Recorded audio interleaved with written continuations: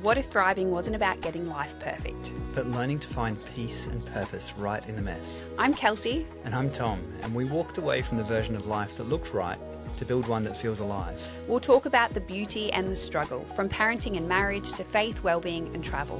This is The Whole of Us. This feels like it's going to be a fun conversation. I'm excited for it. Well, can we just be super honest? Like, I think there's not enough people out there talking about how hard homeschooling is. Maybe how hard parenting in general is, but homeschooling takes on a whole new level. Well, because you are the parent and the teacher, and Crossing roles is challenging. but even that concept is interesting because I'm like, isn't all of life a learnt experience, and aren't we Yeah. learning constantly? So actually, yes, there is a more formal part to the education, but you're still just parenting. Yeah. I don't know. Like, since when did we just separate it so? Yeah, it's true. It's when did kids get taken from the home? I don't want to go there. I guess what I'm if you had asked me a couple of months ago, I was going to say years, I would say there is no way I want to do homeschooling. Look, this has been a journey, an absolute journey. And like it's always been, you often get there before I do. I think It's curious, that one though. There's a beauty in the way that you wrestle with things, and I blindly accept things at times. I just Maybe don't not want to get it blindly. wrong, not blindly, but I don't want to get anything wrong. Yeah, I want to. flesh it out to the nth degree, understand all the possible options and outcomes. And I think it's more going against the grain, honestly. yeah, Like, I don't want to be on the out. yeah, that makes a lot of sense. So with homeschooling the kids, we had to when we left Australia because we were traveling. What else are you gonna do? And we came Yeah. back and we decided we would continue homeschooling. And I think it might be a hill I die on, that I think homeschooling for our kids is the best thing for them. And I'm talking my kids, and I don't think for every child homeschooling is best. Not necessarily not for the child, but for the family unit.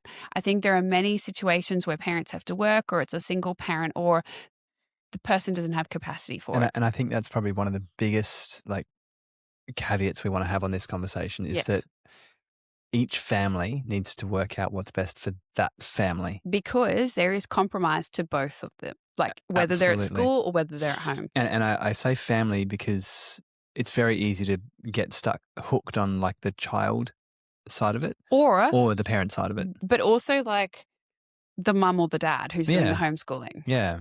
Yeah. So when we say like homeschooling for us is a hill that we'll die on, it's for us become the most beautiful expression of how our girls are going to grow.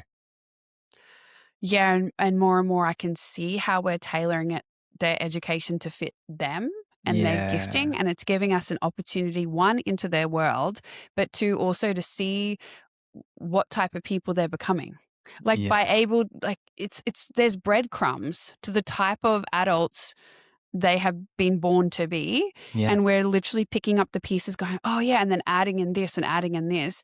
It's that concept of your child is bad at maths but great at tennis, so you get the coach for the maths, you get the tutor for the maths, and continue on and forget tennis. Instead, we actually want to be, maths is still important, but if you're really good at tennis, let's get the coach. Let's go for that. Yeah. It's trying to also create and tailor learning for an actual practical world experience. So Isla has just started a business.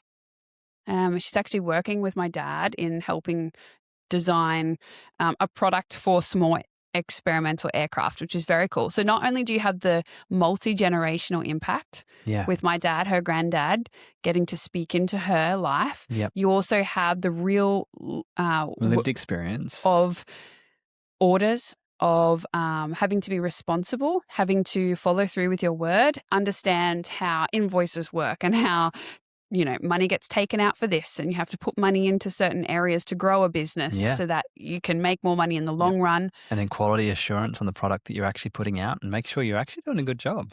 Right. So one of the things I have really struggled with lately is the girls aren't really enjoying the workbook side of things. So it's the more formal maths and English literature Curriculums that we've been using. So we're trying to pivot at the moment, but of course there's no real blueprint for that. And that immediately terrifies me. Yeah. From the learning perspective, what we've been doing is putting a ton of information into AI at the moment. Yeah.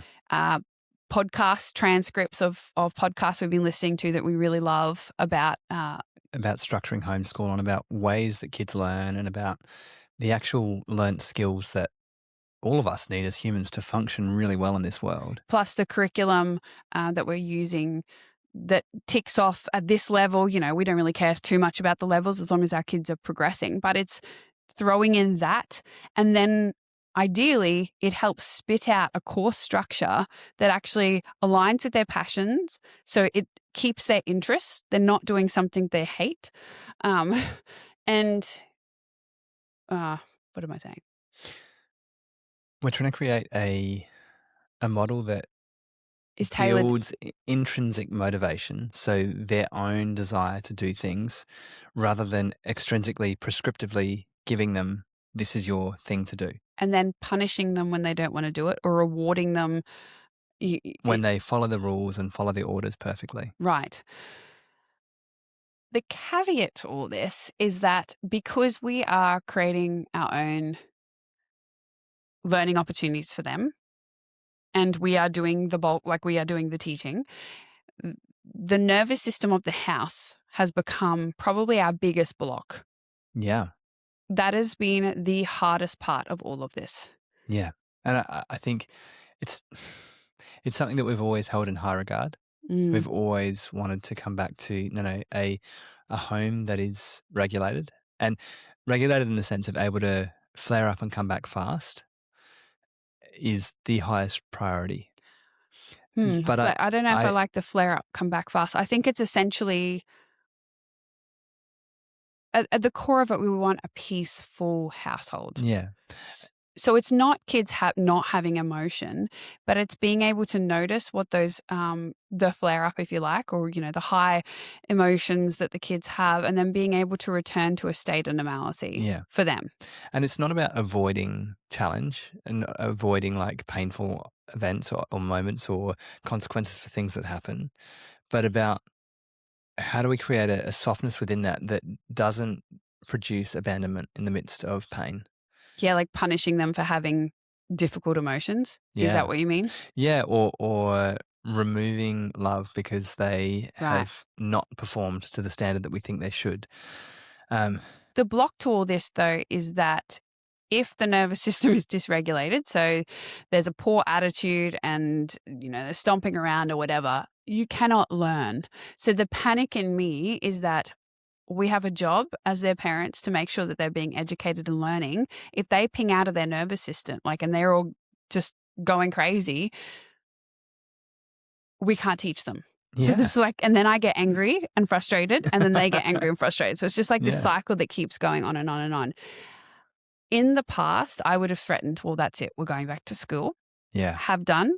Apologized for it. Wish I hadn't. Because the truth is, they will be having the same dysregulation at school. Yeah. But having to shove it down. Yep. And push on. And I think that's why you see a lot of parents when the kids get home, they just fall apart. Totally. Because it's safe enough too. Yeah. So and this is why it's a hill I will die on, because we are creating a safe enough space for them to learn their bodies, learn how to regulate themselves, and it is just going to be messy. Yes, because we're learning this in the process. Literally said to you on the way back from the beach walk this morning, we are just about to, because, all the hormones are coming in and my hormones are crazy. We're just a house full of girls. It's so fun. But we're going to have to do this together. It's going to be the girls and I and you all working together and having a lot of grace for each other and a lot of ownership. Yep. And compassion. Yeah. Yeah. I think these are life skills.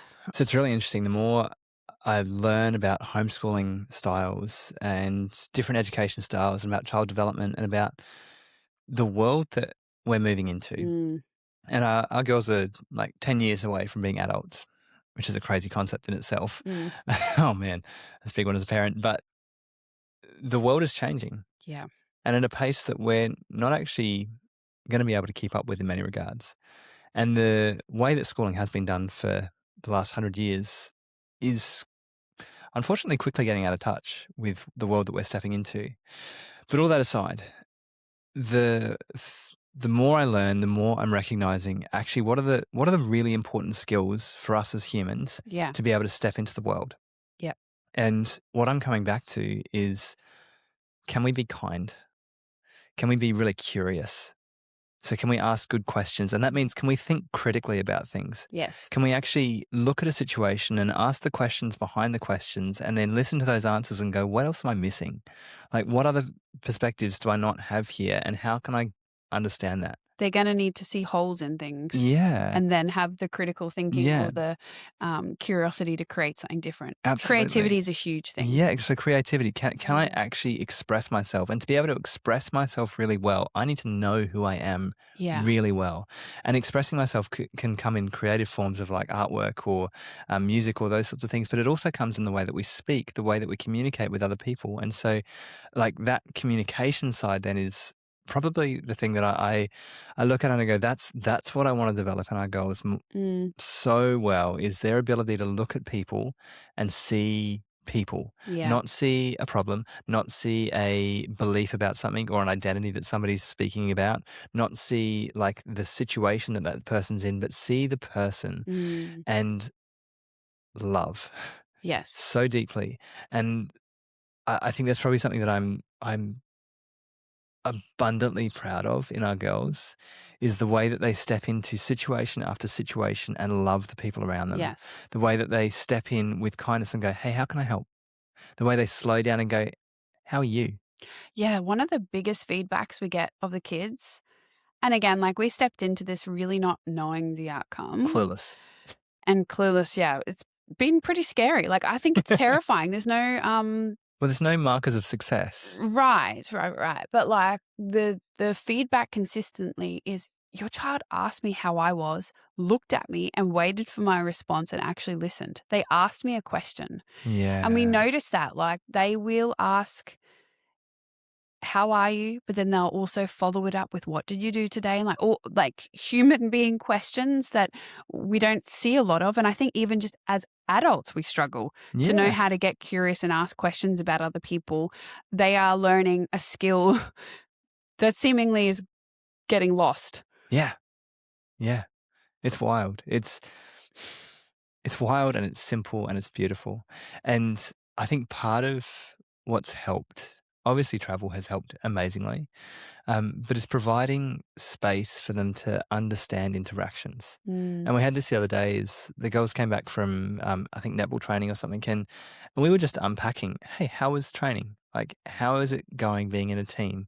How were some of the interactions with some of the other kids?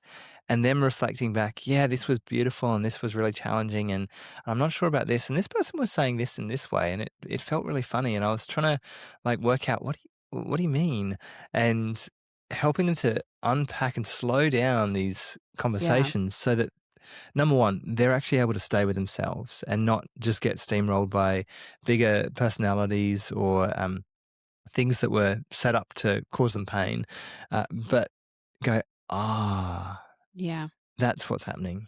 And that's how I can respond. And then workshopping ideas of like, how can we do this? Like, Yeah, like literally role playing at dinner. We will talk through ideas and how you could respond to that. And also asking questions underneath the surface. So when a child is mean to them, we obviously don't just excuse it. We validate that because it is hurtful when someone rejects you or ignores you or whatever. And then creating secret option Cs of like, oh, what could make a person feel like react that way? Or they might be sad. Oh, maybe there's an issue happening at home. Maybe that they weren't feeling very well that day. Maybe they're getting their periods. Like all these other what ifs that keep us from assuming the worst about somebody. yes. I think that is such a necessary skill. And we've seen that through trying to build friendships and, situations in family where it is without curiosity, you will very quickly connect dots in your brain because safety, your brain wants to make these connections and make sense of situations, especially when there's gaps. And it often is a negative thing. It's often a self-protective thing. And so we're trying to slow down these conversations to give a different context and a possibility. And we're seeing it in them as they come back. Yeah. And even in their grace for me or for you Oh, man. in our home. They're astounding. They'll call us on stuff pretty regularly. Brutal, yeah. And No, if sometimes, in kindness, or if it's not, then we, yeah, we address have a it. conversation. But they want to have an environment that builds us up as much as them up, as much as we want an environment that builds us up. And I think part of that is over the last few years, we've really prioritized being a team. Yeah. So for this homeschool thing to work for us, who are, we're podcasting and I've got work and just bits and pieces that we're doing. It's a team thing. Yeah. It will only happen if there is a commitment from everybody to work together. It means that they need to see things that need doing around the house and help and do it. Yeah. It also means that our level of perfection has to decrease a little bit, like hanging out the washing, or, they'll break things when they're taking out the dishwasher, less and less. They're a bit older now, but there is compromise in how we are setting up and doing life. Yeah. And it's working. Oh, it's beautiful. And what's interesting, even in these things that we're talking through, it doesn't take homeschooling your kids to have some of these conversations. Right. Yeah. The thing that we've probably found is that it just provides more space. Yeah. And a slowness. So there's not an overwhelm of a full day of interactions with other kids and other people.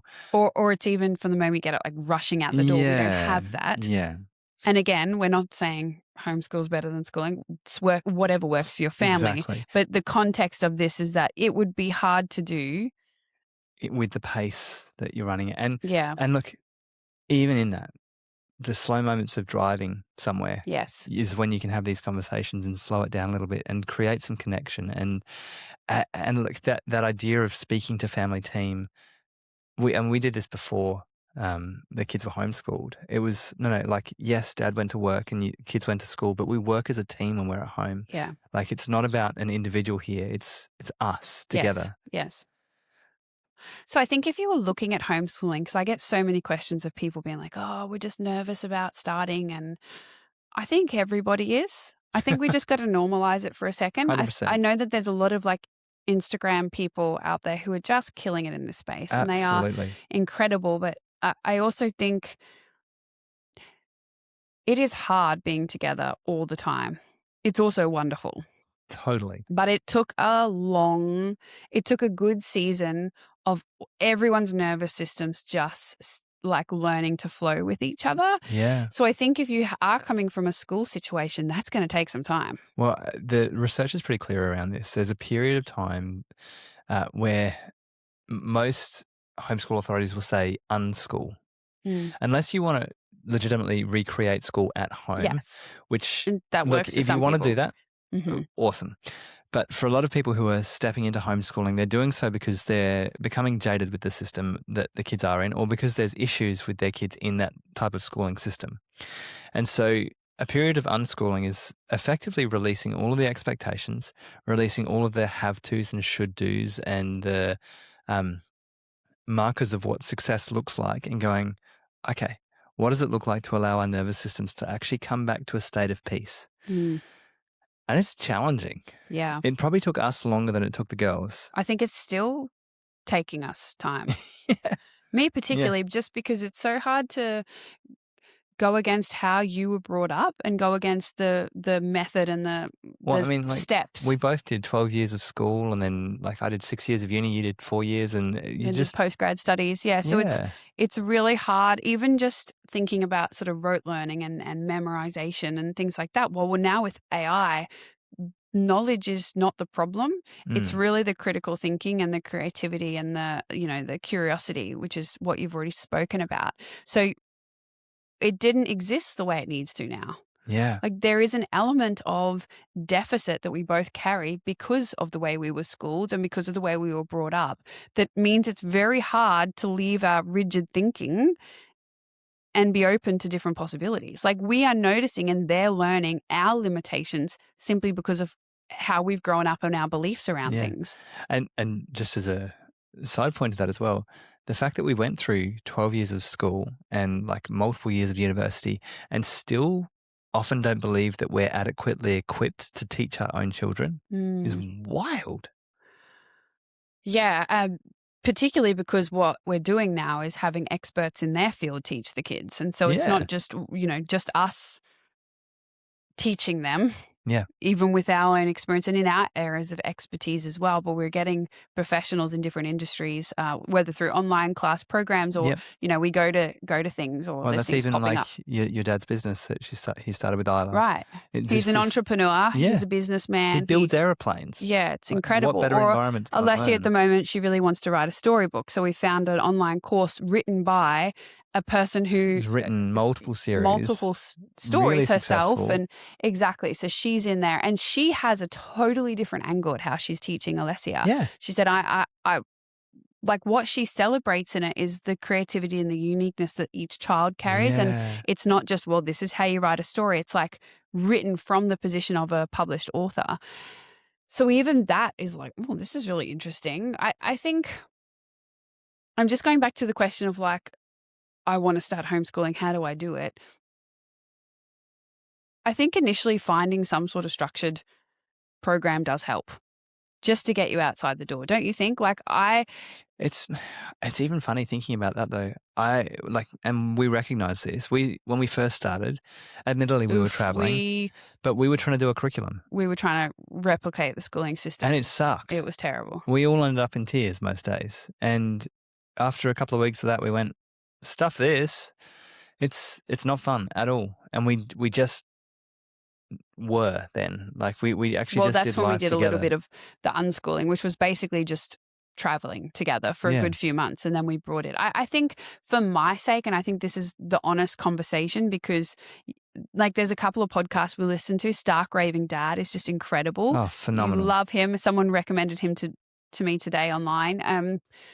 He's fantastic, and we love his approach to the schooling. But I know from my comfort level at the moment, I am wanting the girls to tick off particular maths and English literature and science things as we are figuring it out. So I guess I was just thinking for first timers and how you transition from school into a homeschooling method that works for your family. You may need this, place of support.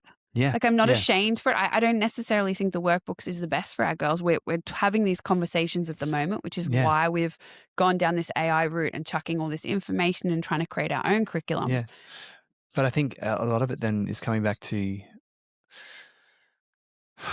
not just trusting our kids to actually want to learn, but I think that probably is part of it. I think this is the fight you and I have a lot though, because you're like, I just see the rigidity in me. Yeah, totally. And the fear. 100%. And it makes sense. It makes so much sense. And I mean, your system is so often wired towards creating safety through any means possible. Yes. And structure and scaffolds absolutely can build that sort of safety.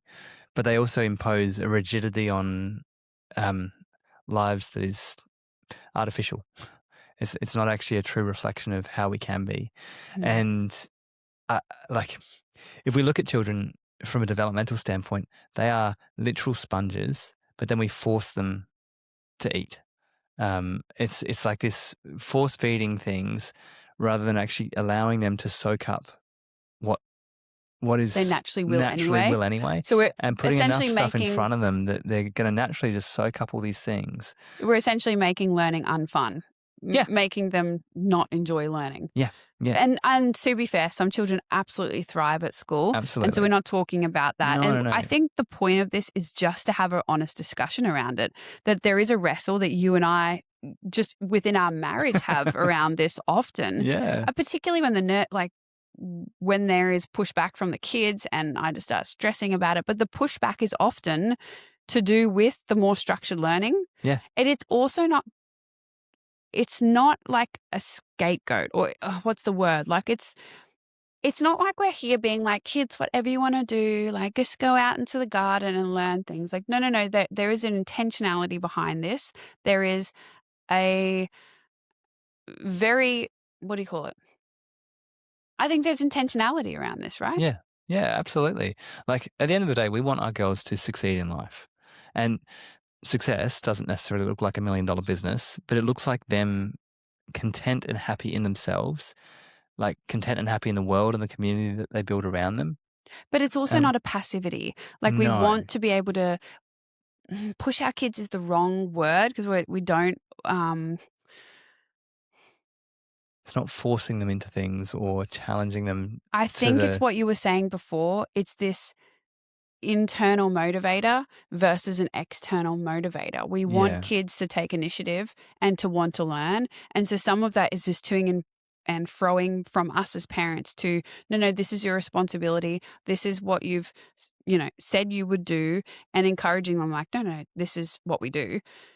And we want them to want to do it. absolutely. Absolutely. And because the natural follow on from that is like, how do you make kids want something? I think it's putting enough in front of them that's desirable. Yeah. Well, and removing, well, it's very easy to make things feel like school. And I say that in the sense of like, oftentimes we'll make suggestions of something that they could do, and then there'll be immediate pushback because it feels too much like us trying to create a learning opportunity for them. Yeah. Do you think so? Yes, absolutely. And look, it's But see, this part of it for me is like, well, you just got to suck it up.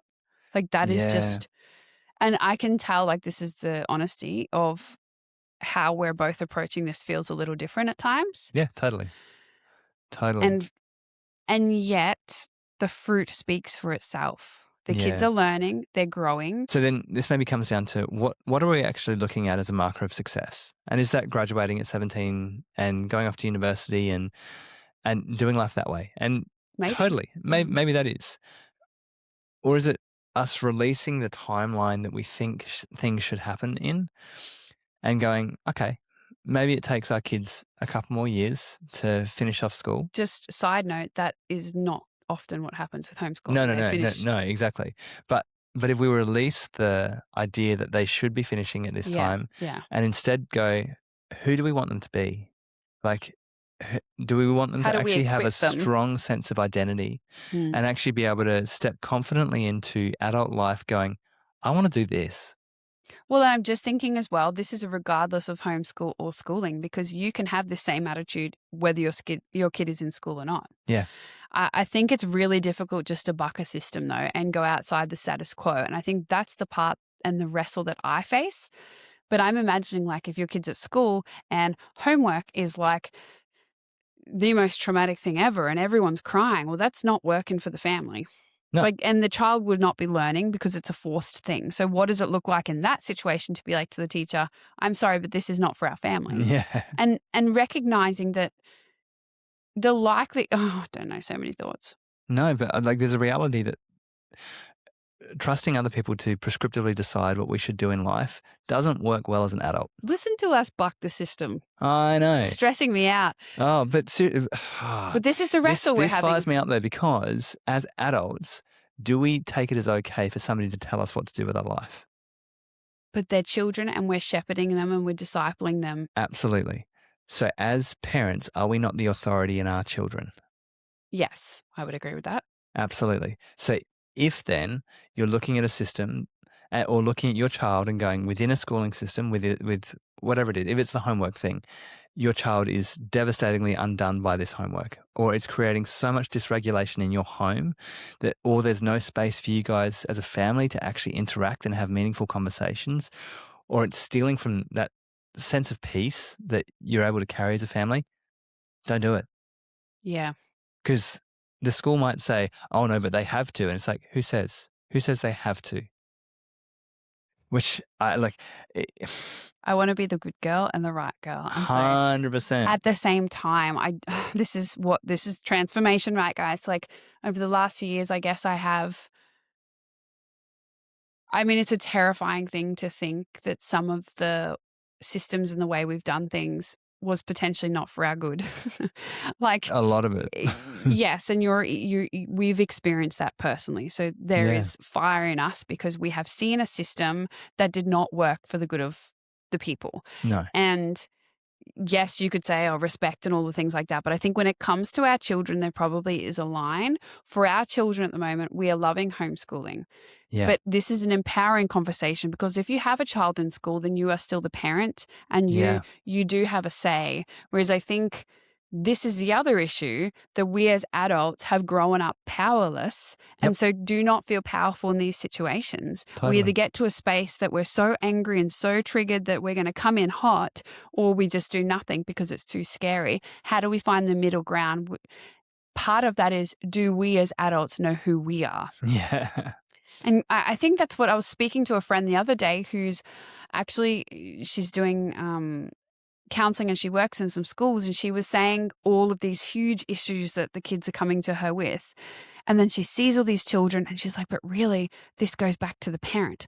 Like the parents having issues, which then Yeah. affects the kids. And Yep. we go round and round of like, where do you start in all of this? Like, where do you start in the entire system? I think it goes back to parents. Each person, the adult individuality has to go on a journey of healing and restoration Yep. and health. Yeah. Because our children are watching. Absolutely. Which is a whole nother topic. But even in this homeschooling situation, I don't know. I just hope maybe it's encouraging. Yeah. That, well, I think probably one of the biggest things about homeschooling is it's releasing. Well, let me rephrase that. It's not abdicating responsibility for our children to somebody else. It's going, no, they're our children. They're ours. Regardless of homeschooling or not. Yeah, regardless of homeschooling or not. Yeah. No. We get to be the authority in our kids' lives. Mm-hmm. We get to be the authority, like the authority in them. So we know them better than anybody else, which takes actually intentionally knowing them. Yes. Number one. That's a whole nother conversation. Oh, man. Which takes us knowing ourselves enough to step into relationship with them. But then it means that we get to like bring them into different experiences, different opportunities, different environments. Yes. And advocate for them. Well, and it's an exciting conversation because it's there for the taking. Yeah. Essentially what we're saying is you get to be the authority in your kid's life. You get to know them. You can do that now. Choose in. Like doesn't matter how old your children are, you can step in at any time. And that might look different in how you go about that, but it's never too late. No. And I think that stepping in comes with a genuine curiosity to get to know them as an independent person, because our kids are amazing. Yeah. And so often we miss them for all the things that we think they should be doing. Instead of going, who are you? Yes. What do you actually want to do? Like, what are you interested in? Like, what brings you alive? It's such a huge, wonderful conversation. It is, because I think of this at any stage in life, for parents to come to their kids and go, hey, who are you? Like, can I get to know you? I feel like we should do an episode about adults and their parents. I'm literally thinking we need to segue there right now. But anyway, we will leave it here for today. That. As in, everyone wants that, but I don't know how we would go about it. So look, we love you guys showing up and listening to this, because these conversations look, they're bringing us alive more than anything, and it's fun. Yes. We want to get your feedback. So look, honestly, if you've been listening and enjoying it, please rate, review, share these episodes, because it really helps other people listen. And honestly, if you can leave a review on one of the podcast platforms, wherever you listen, it genuinely helps get these conversations in front of more people, because we're excited to have more of these conversations. Yes. Thanks for being here. We'll see you next week. See you guys.